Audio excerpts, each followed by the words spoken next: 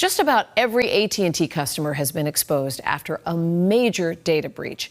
WBZ's Mike Sullivan spoke to a local security expert and explains tonight what you need to know to stay safe.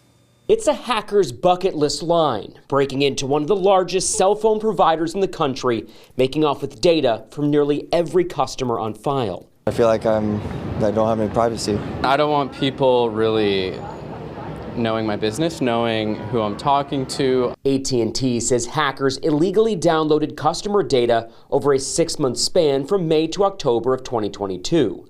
They say none of the data included their customers' personal information, nor the content of texts or calls. What they're referring to likely is called call detail records or text detail records. Peter Tran is a cyber expert with Inversight. He says detail records go from cell tower to cell tower. The data can include the number of the person who made the call, who they were calling, and when. Using AI, he believes a hacker can figure out who those numbers belong to. It starts to become real relationships and real kind of fertile ground to social engineer and have targeted phishing campaigns, phone calls, robotext, you name it. Let's say you get a text from a friend. Tran says that a scammer can impersonate a number that you know, someone that you communicate with. You're more likely to click on that link if it's a person you know. Hackers love to establish trust. From there, they can access personal information if you give it to them. Michael Rubenstein has had AT&T for more than a decade.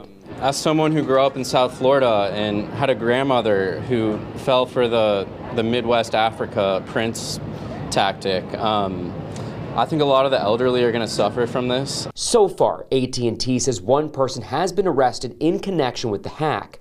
The cell phone giant says the data was downloaded through a third-party platform outside of the company. They had access to their workspace. The weakest link is normally the smaller size partner that may not have the resources like AT&T to really fortify their network. Now countless customers are scrambling to make sense of it all. In Boston, I'm Mike Sullivan, WBZ News.